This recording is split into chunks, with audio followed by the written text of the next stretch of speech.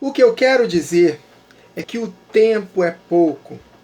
De agora em diante, aqueles que têm esposa vivam como se não tivessem. Aqueles que choram, como se não chorassem. Os que estão felizes, como se não estivessem. Os que compram algo, como se nada possuíssem. Os que usam as coisas do mundo, como se não as usassem, porque a forma presente deste mundo está passando. 1 Coríntios 7, 29 a 31. Queridos, apóstolo Paulo, cheio do Espírito, é claro, ele estava dando uma instrução para a igreja de Corinto, mas o Espírito ele sempre faz isso, ele sempre ensina e profetiza acerca do que aconteceu na época que ele estava profetizando. Ao mesmo tempo tem um cunho profético, espiritual e principalmente escatológico, queridos. Esse texto aqui de 1 Coríntios 7, 29 a 31, já há um bom tempo tem mexido no meu coração. E o que mais me chama a atenção é isso aqui. Os que compram como se nada possuíssem, e os que usam as coisas do mundo como se não as usassem. Porque Jesus está voltando. O tempo é pouco. O tempo se abrevia em outras traduções. Queridos, Jesus está às portas. Estamos vivendo num tempo em que ele está muito, mas muito próximo de voltar. E a última semana de 7 anos da humanidade antes da volta de Jesus está ali, pertinho. E a instrução do Espírito é essa instrução aqui. Vocês que não têm perseguição, compram como se nada possuíssem. Não tem problema, pode continuar comprando. Não tem problema. Mas compram como se nada possuíssem. Se preparem para perder tudo. E os que usam as coisas do mundo como se não as usassem. Não tem problema usar, mas use como se não as usassem. Então, queridos, a mensagem não é para nós abandonarmos tudo agora. Ah, Jesus está voltando, beleza, vou abandonar tudo, vou abandonar meu emprego, não vou planejar nada, não vou parar de estudar. Não é isso, queridos. A mensagem é equilibrada. Vocês não têm nenhum problema em ter tudo isso, mas tenham como se não as tivessem. Conseguem compreender a mensagem do Espírito? Os tempos que estamos vivendo, que vão anteceder a volta de Jesus, a nossa preparação antes da última semana é esta: ter como se não tivesse, usar como se não a possuíssem. Então, conselho que eu dou para os mais jovens, até mesmo para o meu filho: planeje, estuda, né? Vambora, quer trabalhar? Vamos trabalhar, não tem nenhum problema. Mas faça tudo isso como se não existisse mais isso. Ou seja, esteja pronto a abandonar tudo isso, porque a forma presente deste mundo está passando. A profecia para o tempo do fim é uma condução para a igreja estar pronta a perder tudo do lado de fora. Totalmente oposto à mensagem da teologia da prosperidade é a mensagem da profecia, do espírito de profecia do tempo do fim, que prepara a igreja para a última semana de Daniel. E quem entende essa profecia sabe que a igreja do tempo do fim vai perder tudo do lado de fora. Então, no momento, a nossa preparação é: continue fazendo o que tem que fazer. Trabalha, estuda, planeja, não tem problema. Mas faça tudo isso como se não existisse. Prontos a perderem tudo, dispostos a perderem tudo. Amém, queridos? Conseguem compreender a mensagem do Espírito? Não é tempo de abandonar tudo, queridos, mas é tempo de nos prepararmos a perder tudo. Contanto que não sufoque o chamado de Deus para a nossa vida, planeje, sonhe, trabalhe, estude, não tem nenhum problema nisso. Contanto que isso não atrapalhe o seu chamado que Deus estabeleceu para a sua vida. Tem muitos irmãos que Deus chamou para viver do Evangelho. Abandonar tudo para viver do Evangelho. Outros não. Muitos irmãos nossos estão dando as suas vidas hoje, já estão dispostos a perder tudo hoje, inclusive a própria vida. E estão acontecendo isso nos países perseguidos. Outros não, que é o nosso caso. Cada um tem a sua missão, o seu chamado. Todos estão sendo alinhados e conduzidos para a última semana de Daniel. E na metade desta semana, aí sim, todos os fiéis do mundo todo têm que estar dispostos a perder tudo, porque só vai poder ter as coisas do mundo se aceitar a marca da besta.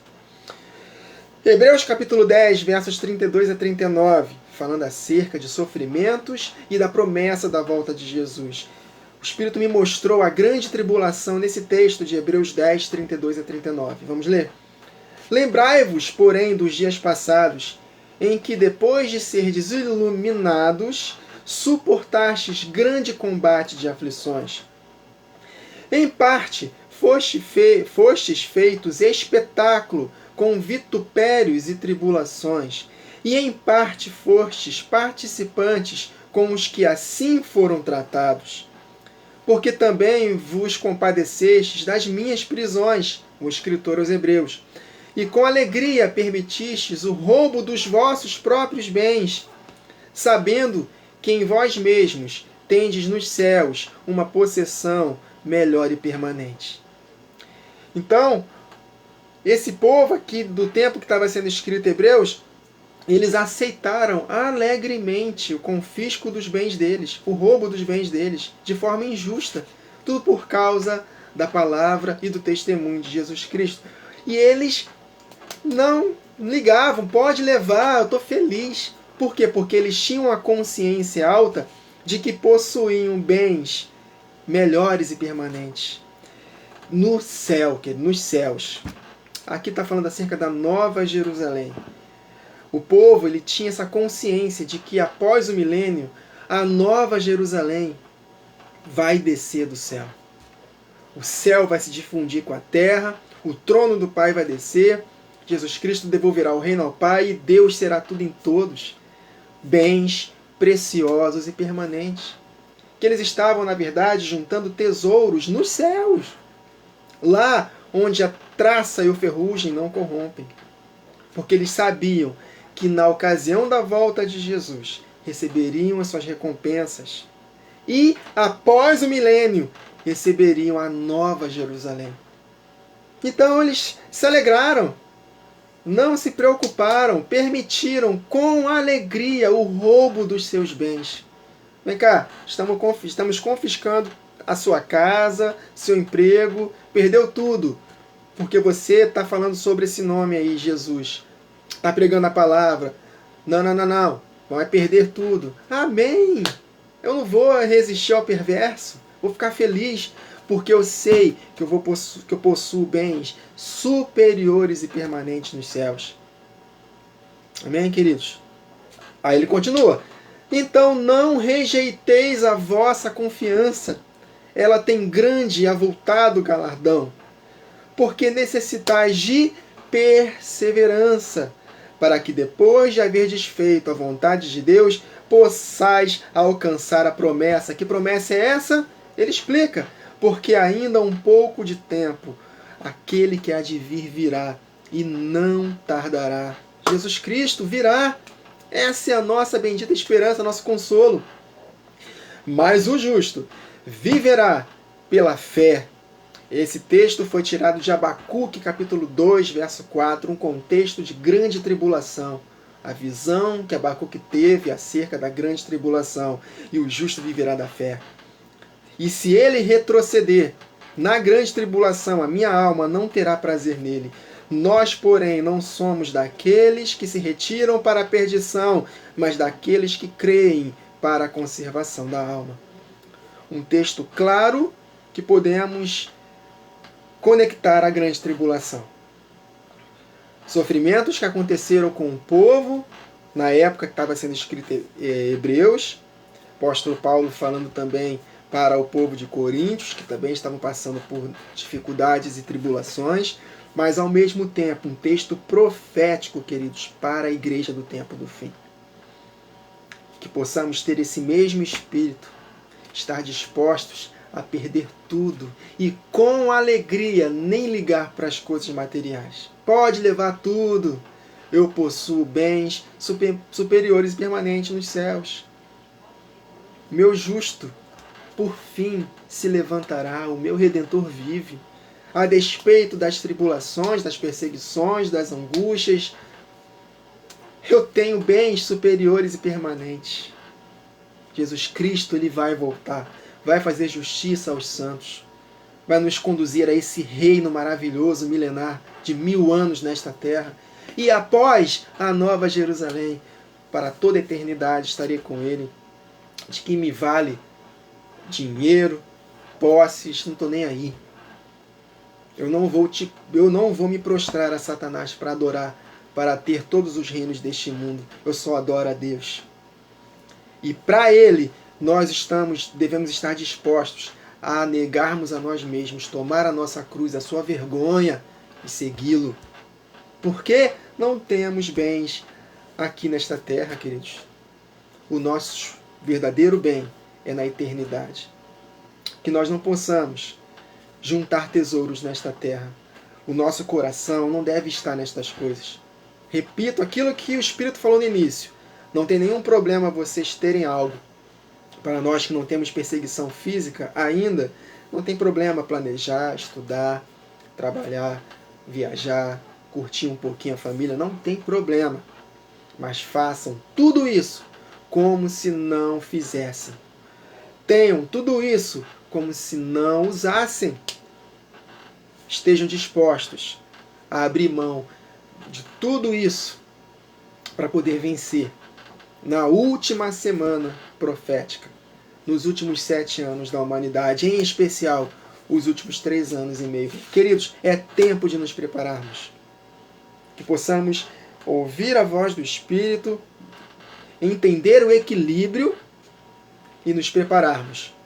Porque se for na nossa geração, se nós não estivermos com esse coração, nós não vamos vencer. Importa que passemos por muitas tribulações para entrarmos no reino eterno do Senhor Jesus. Então, importa que a igreja sofra muita tribulação, na grande tribulação, para que ela possa de fato adentrar ao reino eterno. Queridos, muito provavelmente a nossa geração vai vir à volta de Jesus. Então, que possamos nos preparar. Que nós possamos jogar por terra, em nome de Jesus, a heresia do pré-tribulacionismo e nos prepararmos para estarmos aqui na grande tribulação, dispostos a perdermos tudo com alegria, inclusive a própria vida, se for possível, porque nós estaremos conscientes de que possuímos bens superiores e permanentes. A nossa pátria está nos céus, de onde aguardamos um Salvador, que há de transformar nosso corpo humilhado para o seu corpo glorioso. E todos que têm nele esta esperança purifica-se a si mesmo. Então, que possamos nos santificar cada vez mais, buscar a Deus cada vez mais e nos preparar cada vez mais a cultivar um desapego pelas coisas desta vida. Não abandonando nada agora, mas como se não tivesse nada disso. Amém, queridos? Uma palavra simples para o nosso coração, para que nós possamos já nos preparando para a última semana de Daniel. Satanás ele vai levantar o seu anticristo na metade da semana, mas aqueles que conhecerem o seu Deus resistirá com firmeza.